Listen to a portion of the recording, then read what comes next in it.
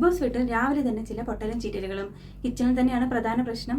സ്വേച്ഛാധിപതികളുടെ തീരുമാനങ്ങൾ അംഗീകരിക്കാൻ കഴിയാതെ നമ്മുടെ അനുമോള്. കിച്ചണിലെ ഡ്യൂട്ടീസൊക്കെ അനുമോൾക്ക് തനിയെ ചെയ്യണമെന്നും 18 പേർക്കുള്ള ഫുഡ് താൻ തനിയെ ഉണ്ടാക്കുമെന്നും റെനയെ കിച്ചൺ ടീമിലേക്ക് ആവശ്യമില്ല എന്നും ഈ രീതിയിലുള്ള സംഭാഷണമാണ് അനുമോൾ രാവിലെ ബിന്നിയോട് സംസാരിച്ചത്.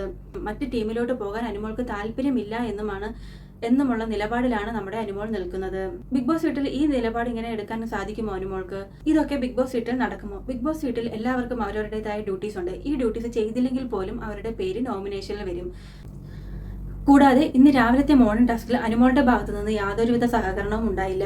അനുമോൾ പിണങ്ങി മാറി നിൽക്കുന്ന സിറ്റുവേഷന് അല്ലെങ്കിൽ ക്യാമറ നോക്കി ഓരോ കോപ്രായങ്ങൾ കാണിച്ചുകൊണ്ട് നിൽക്കുകയായിരുന്നു അനുമോള്. സ്വേച്ഛാധിപതികൾക്കായിരുന്നു രാവിലത്തെ മോർണിംഗ് ടാസ്ക്. 7 പേരെ എന്തുകൊണ്ട് അടിമകളാക്കിയില്ല, അതിൽ ഖേദം പ്രകടിപ്പിക്കുക എന്നുള്ളതായിരുന്നു. അതിനായിട്ട് ആദ്യമേ തന്നെ അനുമോളെയും ആദിലയും ശൈത്യയും വിളിച്ചിരുന്നു. ആദിലയും ശൈത്യയും ഇവരുമായി സഹകരിക്കുന്നുണ്ടായിരുന്നു. അതായത് നമ്മുടെ സ്വേച്ഛാധിപതികളുമായിട്ട് അവർ സഹകരിക്കുന്നുണ്ടായിരുന്നു. പക്ഷെ അനുമോള് യാതൊരുവിധ സഹകരണവും ഇല്ലായിരുന്നു. അവരെ വിളിക്കുമ്പോൾ മാറി നിൽക്കുകയും അവരോട് അടുത്ത് വന്ന് സംസാരിക്കാതിരിക്കുകയും ചെയ്യുന്ന ഒരു പ്രവണതയായിരുന്നു അനുമോള് കണ്ടത്. എന്തായാലും ഇത് ലാലേട്ടൻ വരുന്ന എപ്പിസോഡിൽ ചർച്ച ചെയ്യപ്പെടുമെന്നാണ് വിചാരിക്കുന്നത്. അപ്പോൾ എൻ്റെ വീഡിയോ ഇഷ്ടമായാൽ എല്ലാവരും ചാനൽ സബ്സ്ക്രൈബ് ചെയ്യുക, ലൈക്ക് ചെയ്യുക, കമൻറ്റ് ചെയ്യുക. മറ്റൊരു വീഡിയോ ആയിട്ട് വരുന്നവരേക്കും എല്ലാവർക്കും ടാറ്റ, ബൈ ബൈ.